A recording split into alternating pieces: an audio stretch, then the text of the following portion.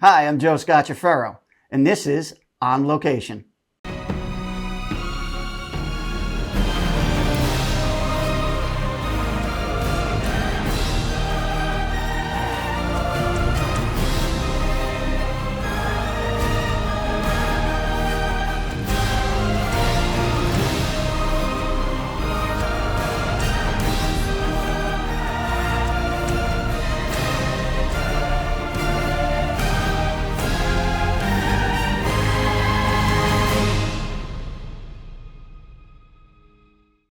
All right, my next guest has succeeded in building an outstanding career on the tech side of the broadcast industry, which we all know isn't an easy task, knowing how quickly tech changes in our biz.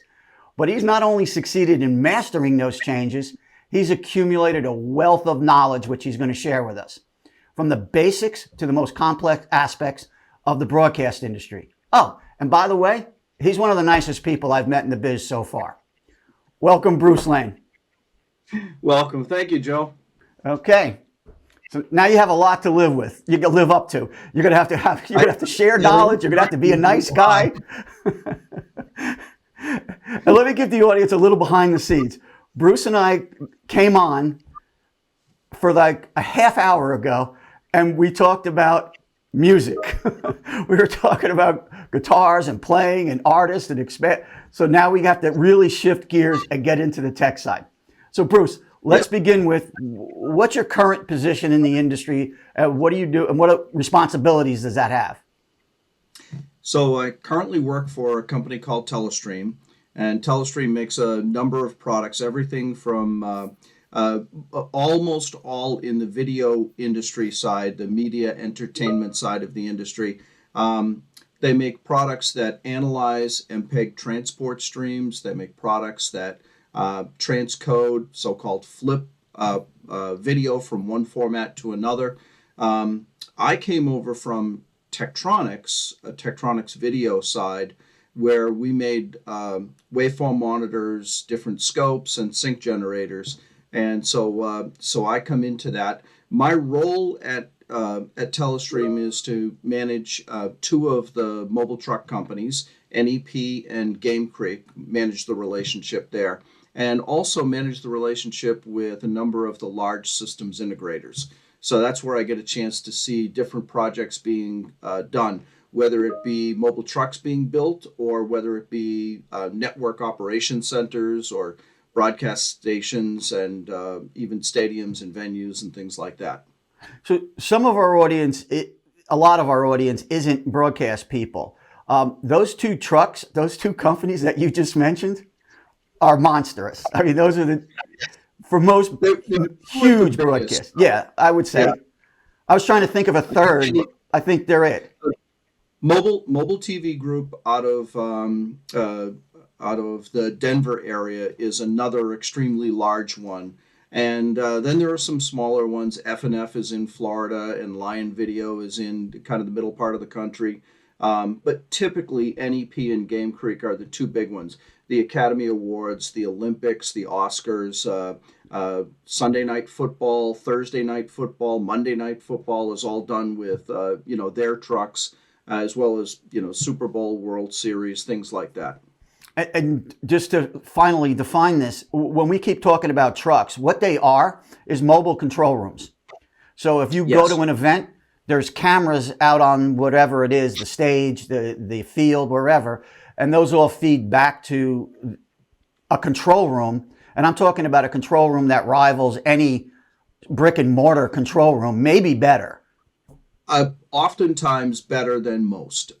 Yes, some of the really big control rooms for network news broadcasts and things like that might have similar equipment, but trucks also lead, whereas the brick and mortar facilities sometimes lag behind. I don't know if it's driven by sports, always trying to have the latest and greatest technologies and effects, whether it be in golf, tracking the height of the ball, or in sports in general with slow-mo replays that can really slow things down and have higher resolution, not just resolution in the pixel size, but temporal resolution. So they shoot at much faster than real time.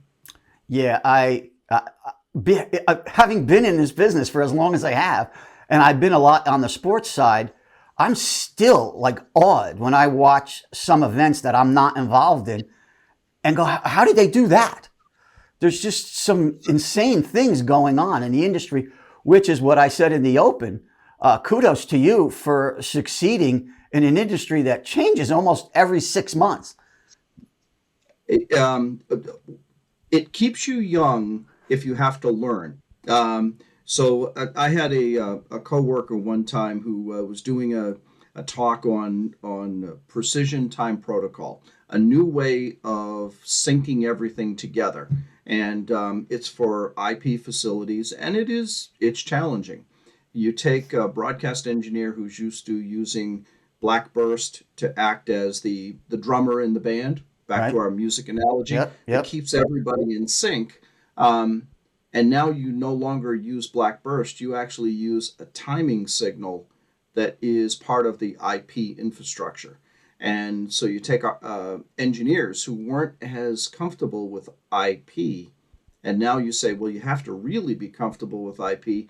And he would say his talk was either an education or a retirement exercise, meaning you're going to walk out of here and you're going to decide, I either need to retire or I need more education. And so I've looked at it as an opportunity to grow and learn as I go along. And fortunately, there are so many people in our industry. I actually am very much enthusiastic about helping others, whether it be SMPTE or SBE meetings, whether it be even at the high school level or the college level, speaking to students. And I find that I am not unique. I am just one of thousands of people who like sharing their information and like helping others, especially younger people coming into the industry. Yeah, which is one of the big common points when you and I had spoken prior to all of this. Yeah. I mean, that is the foundation of Faro City. And what you just revealed is what I learned. I mean, we all have huge networks of friends and people that we've worked with, Mhm. associates that we've worked with over the year. You can't help but accumulate numbers. Uh, but I never realized the heart and soul of most of those people until I had Faro City in the bag and we were working on it. And I started asking, hey, listen, I'm doing this thing. Can I get 5 minutes from you to talk about your thing? And they're like, you can get 5 hours. I want to be That's involved. I the love to do opinion. that.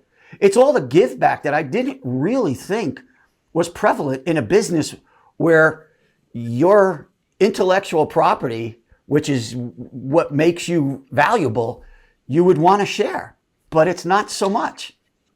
I first of all, I look at it that when I was um, in college and started to work full time to help pay for college and things like that, I had a little bit of knowledge, but I didn't know how much I didn't know. Hmm. And it was all of the other engineers at the TV station I was working at the time who took me through and taught me different things, showed me different things. And then it was the people who would come in and do presentations and going to those, like I say, SMPTE, SBE meetings and things like that, that you learned from a lot of other people. And I don't think we take it as, oh, I'm putting myself at risk if I teach somebody else how to how to do something that I know. I think, first of all, I think we have an obligation to teach those people Yes. coming in. Yes. I think people taught us, we have an obligation to pay it forward. I think that about everything in life, not just broadcast engineering and things like that. But I see that as an obligation. I also see it as very rewarding. The time that we spend with other people, um, I always leave those meetings feeling much happier than I entered the meetings. And health and happiness is more important than anything. I, I wonder if you agree, because I think the ones who protect or covet their knowledge don't really have knowledge. I, I I don't think. Go ahead. I would agree with you. At least my impression is that, and hey, I do not go into every meeting saying, "Hey, I'm the expert on high definition this or high dynamic range or precision timing." I go in and I realize that I have some knowledge, and my knowledge is growing.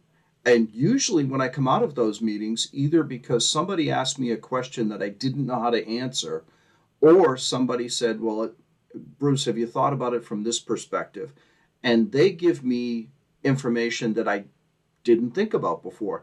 So I see it as an opportunity for me to learn as well as to help pass on something that I've already learned. And by the way, I already learned it from somebody else. It's not mine. Right. I don't own that intellectual property. That's the industry's property, and we have a right or an obligation to pass that along. Yeah, that's beautiful. Um, let's unpack your career and let's go back to how'd you get in and how did that all happen? So, my dad worked for an AM radio station in Quincy, Massachusetts, and a little 5,000. I mean, it sounds almost like a urban myth or something, but he worked for a small radio station, and my brother came back from college, and he started working for my dad. When I was in college and needed to start working full time, I applied to one of the local television stations. They had an opening. I got hired as the midnight to 8 master control operator. So I first of all learned how to sleep during the day and stay up all night, which means you drink a lot of coffee and you eat a lot of food. You gain about 30 pounds, which is still with me. But that station, WSBK in Boston, also did Red Sox, Bruins, and Celtics broadcasts. So after being at the station for about a year, I had an opportunity to go out and work on the truck, one of these mobile production studios, and I did Red Sox, Bruins, and Celtics broadcasts for the most part. That was most of what I did for the next maybe 10 years. And it gave me an opportunity to see some of the latest and greatest technologies, from production switchers to replay machines, to graphics devices and things like that. I got a chance to see the evolution of technology. I ended up going back into the station into engineering management and managed the station for a few years. And then I went to a company called Grass Valley that makes production switchers, makes cameras, makes routing switchers, and all of the infrastructure that you need. And I worked there for actually the next 26 years. And recently, about 3 or 4 years ago, I left to go to Techtronics, and Techtronics was acquired by Telestream. So I went through maybe three different companies in my lifetime: a television station, a vendor for large portfolio of equipment, and then a vendor for a smaller portfolio of equipment, and that portfolio was acquired by a larger manufacturer. Now I'm back to a larger portfolio of equipment. That's and although you're casually walking through things that I'm sitting here snickering at because yeah, so I got a job and I was doing master control, and then how do you walk out of school and walk into master control? How did you know? Who taught you? How did you even know that Um, existed? well, I knew it existed. My dad, who I said was at a 5,000 watt radio station, left there after being there for maybe like 30 some odd years. A gentleman that came in as a young kid, started working for my dad, became the director of engineering for WBZ in Boston. And my dad had always stayed in communication with this George St. Andre. And at one point, George said, "I've got an opening at the television station," and asked my dad to come work at WBZ.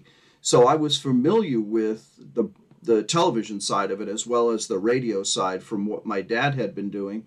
And as it turned out, I went to Northeastern and I got my bachelor's in electrical engineering.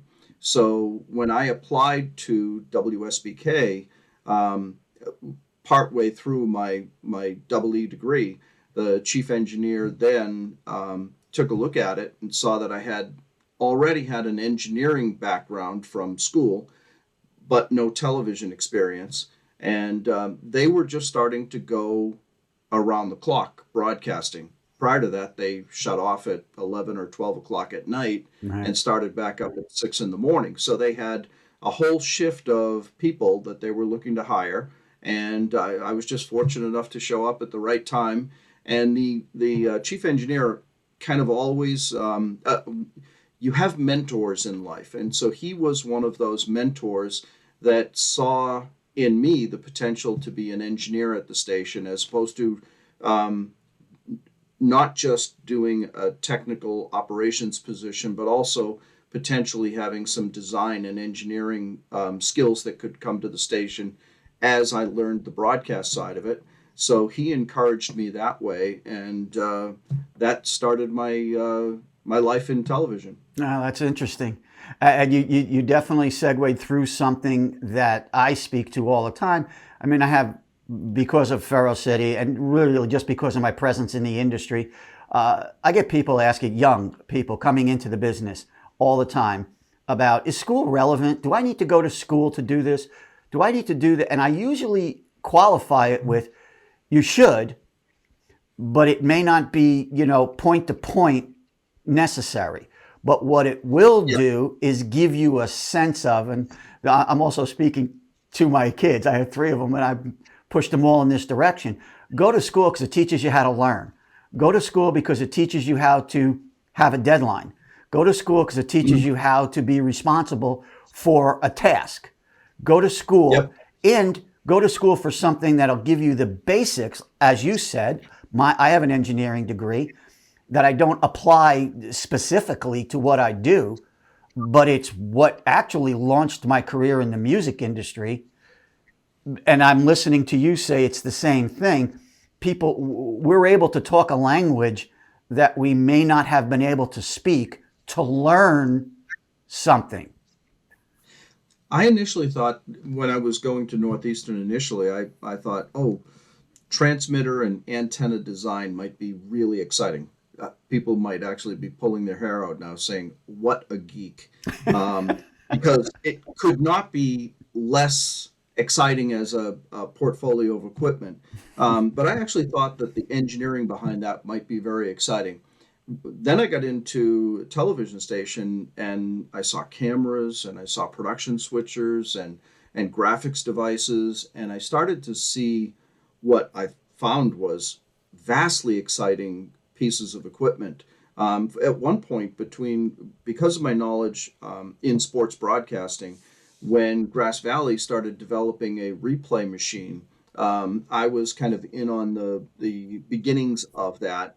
Um, and just seeing what we used to do for replay back with 1 inch tape machines, where you spun the tape back and then you hand wound it to and that's how you I'm actually laughing because replay, I've done it.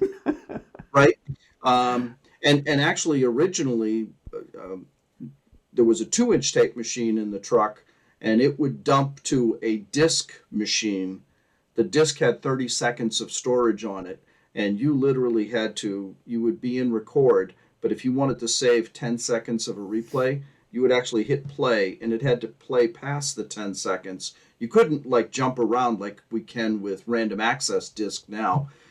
So you learned all of that, and then all of a sudden we get into it with more computer-based equipment, video servers, and things like that, where now you can have a continuous record train, but you can mark up clips and you can build them into packages and things like that. You can have multiple channels of record and multiple channels of playback. I started to see the creative capability of the hardware engineering side of it. And together, working with the engineers who were really writing the code for it, I could say, well, can't we do X or can't we do Y? And that was where a little bit of background history on having done replay, along with talking to a lot of the the industry people who are incredibly smart, and I had an opportunity to take the two together, the creative side and the engineering side, and work with the engineers to say, that's a great idea, but I don't think anybody's ever going to do it. But if we changed it a little bit, it could become very productive. So those are some, past history things. I would also say, I've mentioned SMPTE and SBE. I would also say that there are other industry groups out there, RTNDA for news organizations, and Sports Video Group for the whole sports industry, whether it be network regional broadcasts or what's happening in the mobile trucks and what's happening at venues and things like that. They actually, and they have amazing presentations. And it that would be, if somebody was trying to get into this industry and learn, uh, call up somebody at Sports Video Group and go see them. Go see one of their events that they might have, and you would be amazed at what you would pick up in 2 or 3 days. So you wouldn't. So obviously, somebody who's coming into the business who is going to be intimidated by the business, the industry. And they would think, well, I'm not going to go to SMPTE. I'm not going to go to SVG. I'm way out of my league here. And you're shaking your head, no? Not true. The people at all of those organizations that I mentioned are of the same mind as me. If somebody came into, if I was at a trade show and somebody came in, yes, I'm in sales. And so my job is to, take care of the customers that come in. So if they come in and I'm busy with another customer, it might be hard for me to take time. But if I have the time, and me as well as anybody else in the industry, at least anybody who's worth their salt, will sit down with them and grab a pencil and a piece of paper and draw diagrams or talk about technology, talk about the industry. And there are, a lot of times young people see broadcasting and they say, oh, I want to be the producer in front of the camera, journalist in front of the camera.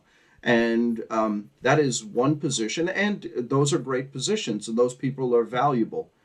There's probably 100 people behind the camera that are doing different jobs in the industry, and they're not all engineering jobs. They can be, the camera operator, the audio person, they can be the graphics person. They can also be an accountant in the back office or a salesperson selling the commercial time. There are jobs in broadcasting that span the gamut. The more you know about broadcasting, even if your job is accounting or sales, and maybe you're just selling airtime, but the more you understand the whole broadcast environment, you can actually bring more to your job.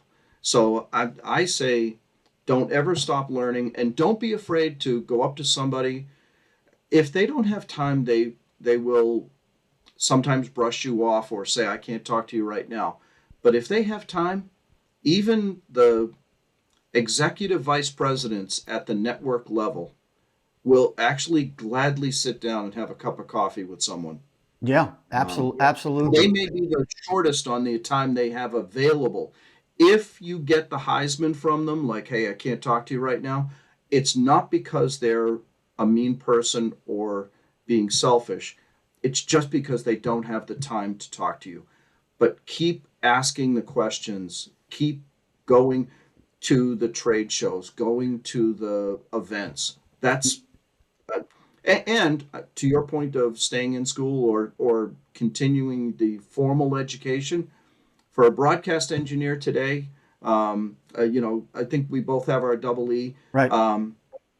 I would say with a focus on IT, because absolutely. when I got my double E, there was one computer at Northeastern, and we had a stack of index cards that we had to run through to run a computer program in Fortran. Okay, so now everything is C# or something like that.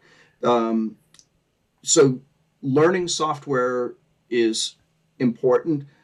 even just learning how IT networks are formulated. So maybe if it's not a double E degree with a computer minor, become a network certified engineer. Find out about those programs, because even if you're a double E, you might want to go back and find your, network certification so you can understand more of how the whole networking goes together. Because it's not to say the days of connecting a BNC to make video work are gone, but that's now only part of the solution.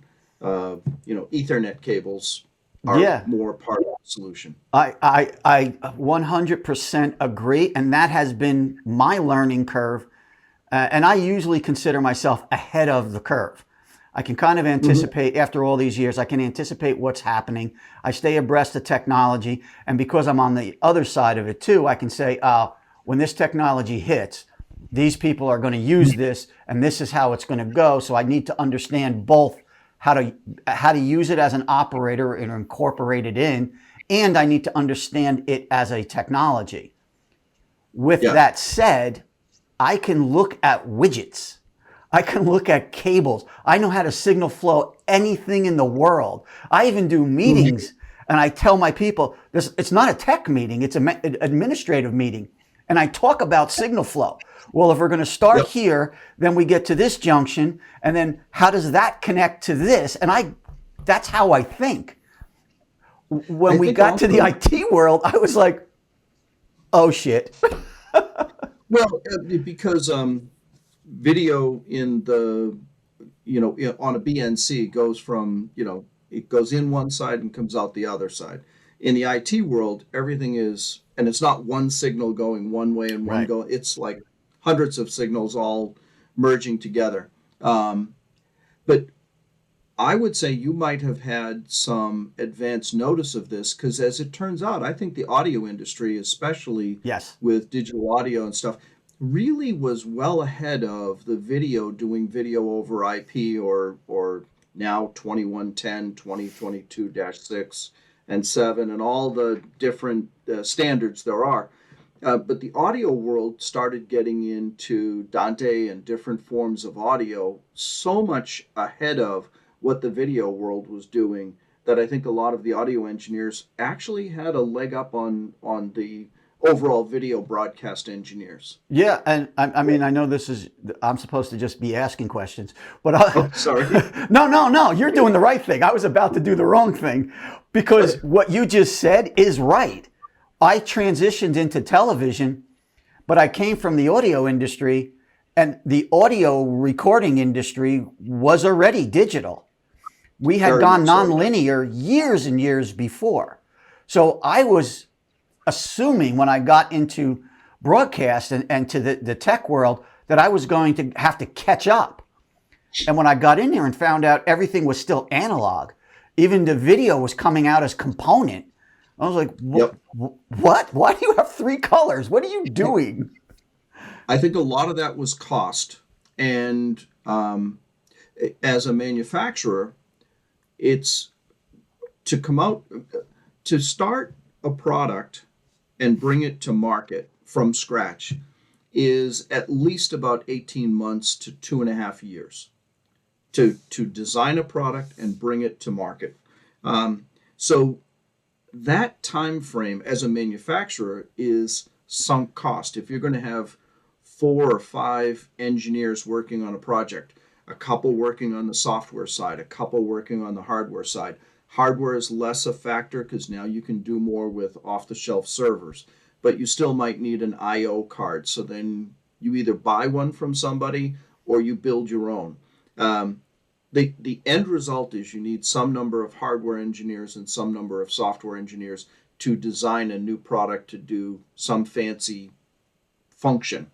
On top of that, the industry, you can't bring a product to market and say, this is the greatest character generator graphics device in the world, unless there is a desire for that. And if you bring one to market that, now there are lots of products that do 4K. There are a few, not too many, that do 8K. And I'm sure that the next thing we'll be hearing is 16K, right? So if you came out with a 16K camera today, there might be no one out there who wants to buy it. Correct. And as a new product, it's going to be more expensive than the comparable product. When we went from SD to HD, everybody talked about a 30% price increase. And that was kind of a given in the industry. When we went from HD to 4K, the HD had dropped down to about the SD price by then, and now the 4K was about 30% more expensive. And there might be inflation brought in on that. But as you bring these newer features, higher resolution, more channels, whatever you bring into the marketplace, there has to be somebody who wants to buy that product. Otherwise, you've spent all this money to design something and you can't sell it. And if you're a vendor, you're in the market to sell your products. So you have to match the time frame. And I think that slowed the video side of the world down compared to the audio side. Number Yeah. one, the audio side has a lot more customers and a lot more people doing audio than were at the time doing video. Video has caught up. Nonlinear editors became incredibly prevalent, and the cost of them turned into, I'll age myself a little bit. When Final Cut Pro came out, it was like added into a Mac computer for either a Right. small dollar item or no cost. So you literally could buy yourself a laptop and be an editor. That was not the case with analog. But once we got to that point, and once every kid in college who was taking a journalistic course or a broadcast course started to edit video, now all of a sudden that becomes a huge market to develop for. Yeah. And all the peripherals came out of that. Now all of a sudden Aja and Blackmagic and all of the companies that make the devices that plug in started to build products to plug in. So now you started to see that ramp up like you saw in audio Right. maybe 10 years earlier. Yep.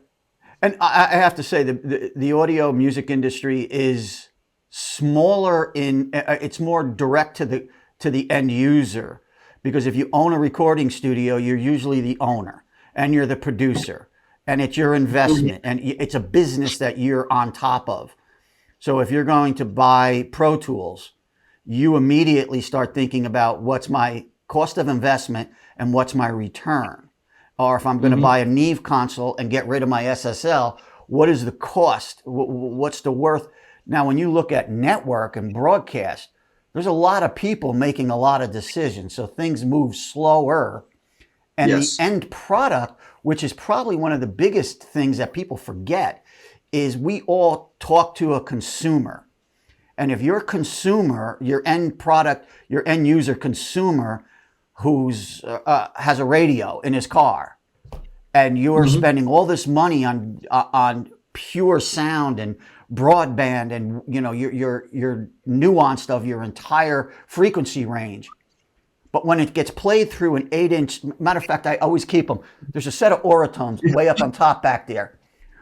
Oratones were back in the day we mixed to, because yeah, great, you can mix to these monster speakers, but if it didn't sound right in an Oratone, which was this big, that's what the consumer was using. Even Walkmans were not like, Beats or something today. These were garbage little transducers that you had. So having all this tech didn't matter, but it made a single person, and you hit on it when you said the laptop and Final Cut, it made an individual become a recording studio. Yes. And artists were producing and cutting their own stuff on a subway on their way to a gig. And when it was done, it was decent. It was good. In some cases, I mean, I remember 3 or 4 3/4-inch tape machines and a small video switcher and an audio console was an edit suite. And then you'd add in a graphics device. And by the time you got done, you were talking somewhere in the $200,000 to $250,000 worth of equipment. And compared to the technology now in a laptop, well, even using Final Cut from whatever it was 5 years ago when it first hit the marketplace, maybe more. You had graphics, you had DVEs, you had multiple devices, you had slip and slide timelines. None of that you could do with a tape to tape editing system, Right. not like you can today. You also had the ability to pitch correct things and do things to the individual streams that are way beyond what you could do back then. So I would say not only did we bring it to the masses, we made the masses as capable as NBC, ABC, and CBS, Right. and that was not something that was, doable before. So now you have these incredible, and I kind of talk about, everybody talks about the pyramid, right? So you're hitting the masses at the bottom of the pyramid. You have hundreds of thousands of opportunities to sell a product. When you're talking about the networks, well, maybe there's 6, 7 networks, maybe more, if you include DirecTV and some of the others. Okay, maybe there's 30 networks in the US that you could sell to, Right. but there could be 300,000 individual users, or in the case of something like a Final Cut Pro, there might be millions of users Oh, worldwide absolutely. Absolutely. compared to 30 networks. Right. So when it gets down to the masses, the evolution of change, if you're waiting for the networks to make a change, they also have to write that equipment off, and that usually takes 5 to 7 years. Right. So if something new, you come up with the greatest production switcher in the world, and then 2 years later, somebody else comes up with the next greatest production switcher, the network's not going to change because they still have 5 years left on their payoff. But if you're selling to 30,000 or 3 million people, Right. well, you just sell to the next person. So it makes those products evolve much faster. Yeah. Yeah. There's almost like a tipping point. Absolutely, 100% correct. I'm running close to time here. My one Mhm. question I do want to ask is, both of us are adamant about helping this next gen come in and get Mhm. situated and actually take the baton and move it beyond us. I want it out of my reach. That's my goal. I want you to be able to Mhm. exceed way beyond what I can even keep up with. You hit on go to some of these seminars. You hit on how you got in, went and knocked on doors. So you're coming out of school. Where where do you go? I would say in the school, there are plenty of places to work in whether it be journalism or their own cable television network. Get some hands-on with a camera, some editing capability, all of which is readily available in any one of the schools, even in the high schools. So get some experience, find out what you like to do. You and I think earlier before we started recording, we talked about um, you can be good at something, you can be passionate at something. Usually, if you're passionate, you'll also be good at it. Right. I have a guitar behind me. I might have some passion, but I'm not good at it. Okay. But most people that are passionate about something become very good at it. You'll also find out what you like to do. And believe me, I'm now on the tail end of my career, but I've been fortunate that I've done something I really, really liked, in fact, loved most of my life. That meant that I've always had enjoyment. Don't pigeon yourself into a career that you don't like. If you like being behind the camera and being a camera operator, then practice that. If you like editing, practice that. If you like the engineering side of it, then get the education and practice that. As you attend these conferences and these presentations, um, listen and keep an open mind. You might find here I thought I was going to design antennas, boring and geeky as could be, and I'm actually an account manager. I sell television equipment to TV stations and venues. I actually didn't think I would love sales. I actually like the relationship with people. I like actually providing stuff that helps them do something. I actually like some of the challenge that there are very good competitors in the world, and they want to win the deal too. That's kind of fun.